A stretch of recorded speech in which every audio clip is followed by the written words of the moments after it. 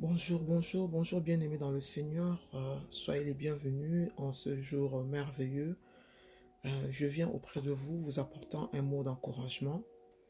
Et comme je l'avais promis la semaine passée, nous allons continuer sur le même thème, la foi en Dieu. Mais aujourd'hui, nous allons voir la structure de la foi en Dieu. Qu'est-ce que la structure? La structure est une manière dont les choses sont arrangées. Elle varie selon le contexte et l'environnement dans lequel elle est présentée. La structure exige une idée, un principe ou un discours qui représente leurs caractéristiques dont le trait dominant est de se conformer au mode de raisonnement de celui-ci. La foi en Dieu est le principe et le mode de raisonnement que nous allons adapter. Ainsi, dans Hébreux chapitre 11, verset 1, dit ceci. Or, la foi est une ferme assurance des choses qu'on espère, une démonstration de celles qu'on ne voit pas. Nous devons donc modifier notre pensée qui est d'abord de voir la chose et puis croire qu'elle existe. Nous devons changer ce comportement et cette manière de percevoir la chose en adaptant la ferme assurance de croire premièrement à des choses que l'on ne voit pas et d'avoir une ferme assurance qu'elles vont réaliser une situation nouvelle que l'on espère en Dieu. Pour cette raison, la structure de la foi nous recommande la transformation de notre façon de croire, de penser et d'espérer en Dieu. Nous devons adhérer à la parole de Dieu qui démontrera les choses nouvelles que l'on ne voit pas encore. Quelle est la structure de la foi en Dieu? Je lis dans Luc chapitre 6, versets 47 à 49. Je vous montrerai à qui est semblable tout homme qui vient à moi, entend mes paroles et les met en pratique. Il est semblable à un homme qui, bâtissant une maison, a creusé profondément et a posé le fondement sur le roc.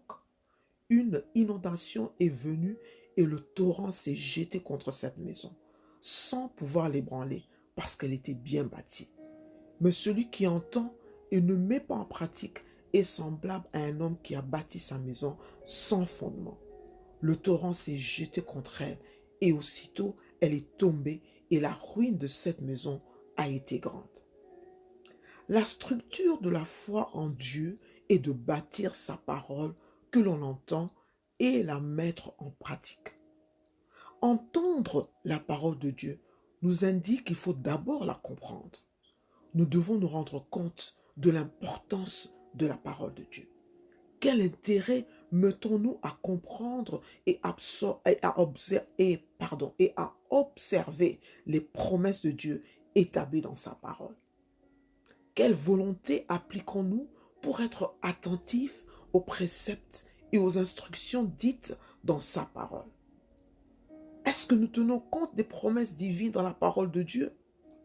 Sommes-nous prêts à recevoir et à considérer ce que Dieu nous dit dans sa parole? Entendre la parole de Dieu est une action qui exige que nous interpellions notre raisonnement à tenir compte seulement de ce que Dieu nous dit et de ce qu'il va faire pour nous. Romains chapitre 10, verset 17 dit ceci. Ainsi la foi vient de ce que l'on entend et ce que l'on entend vient de la parole de Christ. Pour cela, notre base devra seulement s'appuyer sur la parole de Jésus-Christ et non sur les circonstances, la culture, l'environnement, la famille ou la société. La parole de Christ est un rocher qui est indestructible, peu importe les situations imprévisibles, précaires ou soudaines. La parole de Dieu est un fondement éternel pour lequel nous devons acquérir comme notre seul et unique appui dans notre vie. Dans 1 Pierre, chapitre 2, verset 7, je lis. L'honneur est donc pour vous qui croyez, Mais pour les incrédules, la pierre qu'ont rejetée ceux qui bâtissaient est devenue la pierre principale de l'angle et une pierre d'achoppement et un rocher de scandale. Lorsque nous croyons et acceptons que seule la parole de Jésus-Christ et ses promesses écrites pour nous vont certainement se réaliser, toute agitation externe, toute tempête soufflant de tous côtés ne saurait nous désorienter parce que Jésus-Christ est la pierre principale qui soutient notre foi par la parole de Dieu que nous avons reçue et nous sommes persuadés de l'accomplissement des promesses pour nous. 1 Thessaloniciens, chapitre 2, verset 13. C'est pourquoi nous rendons continuellement grâce à Dieu de ce qu'en recevant la parole de Dieu que nous avons fait entendre, vous l'avez reçue, non comme la parole des hommes, mais ainsi qu'elle est véritablement comme la parole de Dieu qui agit en vous qui croyez. Ainsi, il nous est recommandé de bâtir notre raisonnement sur la parole de Dieu, y compris toutes les promesses écrites pour nous. Bâtir est un acte par lequel nous élevons un élément d'une étape à une autre en vue de réaliser l'idée originale qu'on a dans notre pensée. Cette idée originale est le principe de Dieu établi dans sa parole. Notre cause de bâtir nos vies, nos destinées, nos desseins, notre but d'existence ne peuvent pas être à la base de ce que la société prédit, initie ou établit, mais plutôt sur le fondement principal de sa parole vivante pour nous. Hébreux chapitre 3, verset 4 dit ceci. Chaque maison est construite par quelqu'un, mais celui qui a construit toutes choses, c'est Dieu.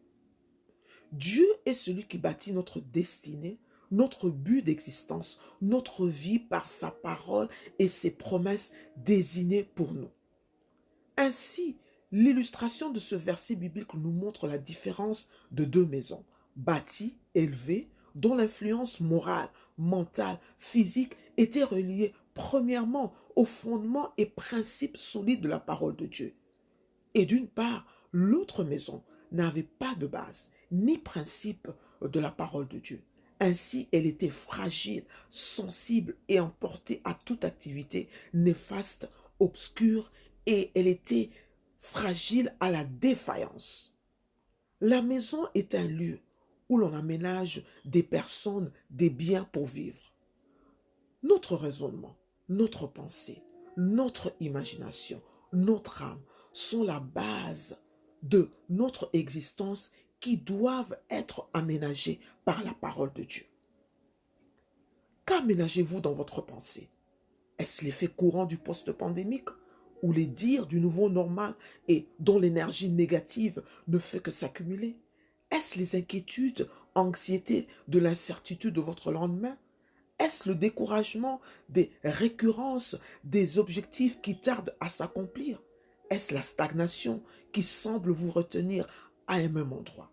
Dans Colossiens, chapitre 3, verset 16, je lis que la parole de Christ habite en vous abondamment.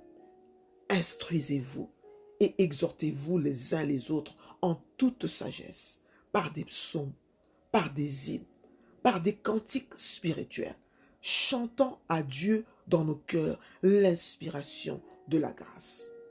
La seule méthode d'aménager notre pensée exige que la parole de Dieu demeure richement en nous. Elle doit être le point dominant de notre orientation et décision, de tout ce que nous devons entreprendre. Cela veut dire que toute situation, tout événement doivent tirer leur information sur la parole de Dieu. Nous devons nous appliquer à augmenter la connaissance de sa parole en vue de ne pas inonder nos cœurs de tout ce que nous voyons, tout ce que nous attendons et tout ce que nous vivons quotidiennement. Nous devons pratiquer la parole de Dieu. Cela veut dire que nous devons seulement recourir aux promesses, aux instructions et aux préceptes que la parole de Dieu nous indique, nous ordonne et nous propose de faire. Jacques chapitre 1, verset 22. Mettez en pratique la parole et ne vous bornez pas à l'écouter en vous trompant vous-même par de faux raisonnements. Je crois que je termine par ici et j'espère continuer la semaine prochaine sur le même topic, la foi en Dieu. Je prie dans le nom de Jésus-Christ que la structure de la foi de Dieu, qui est d'entendre la parole de Dieu, qui est de bâtir cette parole en nous, qui est de développer la connaissance, d'augmenter la connaissance et d'inonder notre pensée, notre âme, notre conscience de sa parole, puisse s'établir en vous à partir d'aujourd'hui. Seule la parole de Dieu est l'élément à laquelle vous allez recourir pour toute situation. Quelles que soient les craintes, l'agitation, les appréhensions, l'incertitude, des questions que l'on se pose, nous devons recourir à la parole de Dieu. La structure de la foi est de recourir seulement à sa parole et d'avoir comme première information de base la parole de Dieu. La parole de Dieu, elle est la vie. La parole de Dieu est celle qui réalise tout ce que nous croyons. Nous venons d'entendre que notre façon, notre précepte de pouvoir entendre est d'abord de croire ce que Dieu dit, sans avoir vu ce qui va se réaliser, mais de croire et de croire que cette parole amènera la vie, apportera la vie, changera notre situation dans le nom puissant de notre Seigneur Jésus. Je crois que vous avez été bénis et j'espère que vous allez me rejoindre encore la semaine prochaine pour continuer à entamer cette procédure de la foi en Dieu. Que le Seigneur vous bénisse dans le nom puissant de Jésus-Christ. Amen.